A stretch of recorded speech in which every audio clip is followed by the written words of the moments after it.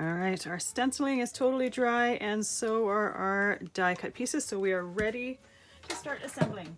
So very first step, I want to take this die cut.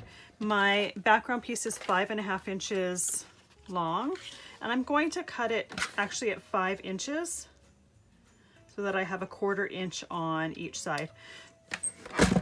It's going to be slightly shorter than I actually really need. All right, so if we look at it, we've got a big area so that we can put our foam tape on the outside, but we've got our frame here and that's going to cover any edges as well. So we don't need to worry about seeing the edges of that die cut. So very first thing I'm going to do is glue our stenciled part to the background of our card. And the card is just a 4 1/4 by 5.5 inch folded card. And the reason I did the card this way is so when we are done, we can stand it so that you can have your scene showing. There we go. And then I am going to glue our scene, our little hills on there.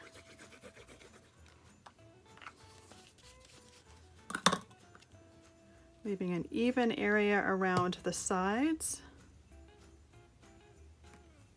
and some space along the bottom. And I definitely want to make sure that that pencil line that I had created earlier is covered as well. I don't want to see that. If by chance you put it in the wrong spot or whatnot, you can take it and erase it before we go and glue all this stuff together. But I'm just going to put an acrylic block to hold that in place while I am die cutting our window. So I just have a rectangle die here. I'm going to put it, this piece here is 4 1/4 by 5.5, so it's the same size as this, but because we're creating a frame, we want to cut a nice rectangle out of it. You could even do, say, an oval frame. You could do whatever shape of frame out of the front that you want. I wanted to see a lot of our scene. And then you could even do a smaller rectangle if you wanted and have a smaller window in there and a bigger frame around the outside edges. There's really a lot of creative liberties that you can take when you're creating your shaker card. It's part of what makes it fun, is just being creative and having fun with it. All right, move that over there, move my machine out of the way. So I always tape my die in place for this, especially because I want to make sure that that rectangle die doesn't shift on me, because I want to have a nice even frame around it. There we go. This part here we don't actually need for this card. You could save it for another project. So the back side of our frame here, I'm going to put some nice double-sided tape. Technically you could use the liquid glue here, but then you're going to have to wait for it to dry, and it's going to take a little while to dry because we're going to be gluing some acetate on here for our window, and because the acetate is non-porous, it is not going to dry as quickly on there as if you're putting 2 porous pieces of paper together. So I prefer double-sided tape, so it's a lot quicker.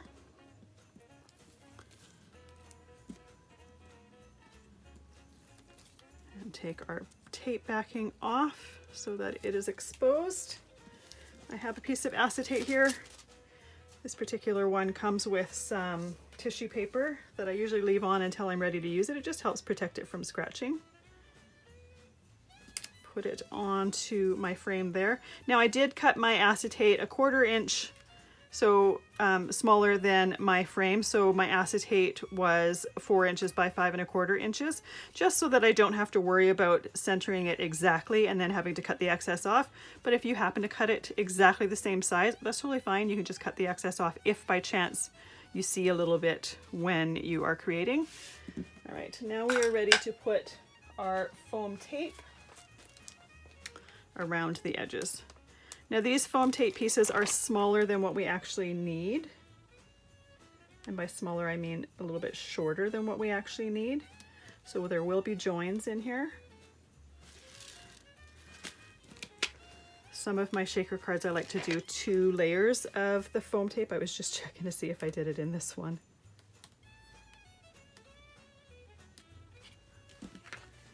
And because I have so many layers of paper for this particular die cut for the hills, I do use 2 layers of foam tape just to make sure that my shaker bits have lots of room to do their shaking. So when I go and do my second layer of tape, I'm just going to make sure that all my joins are in different spots. That way the tape can help hold those joins closed. And that way I'm not going to have any shaker bits falling out of my card. And you'll notice that I'm putting my foam tape just slightly in from the outside of the card. And the reason I did that is if you look at my sample here, I didn't do it here. And I also didn't on my sample, wasn't really thinking, I didn't cut my die cut shorter.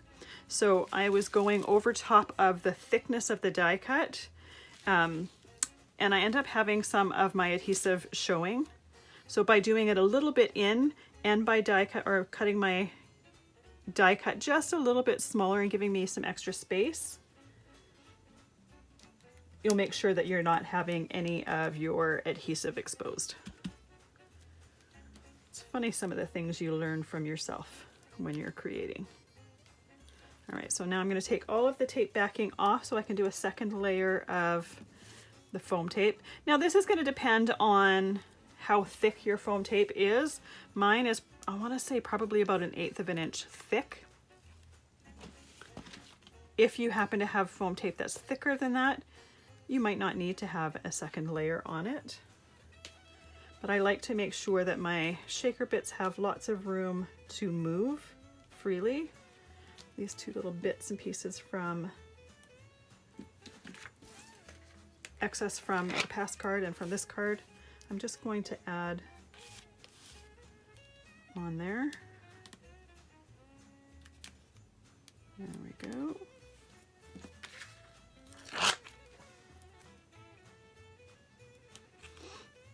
Now I have fairly thin tape on this. It is probably about 1/8 of an inch thick width-wise, and I like that for this. I like having the thin tape to create the dam, if you will, for my shaker bits to stay in. You could use a thicker tape if that's what you have, but then you're just limiting yourself a little bit with space, and I wanted to make sure that I had lots of space to work with here.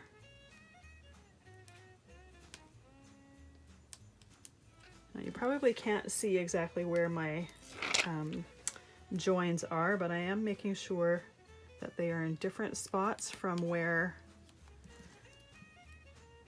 they were in my first layer.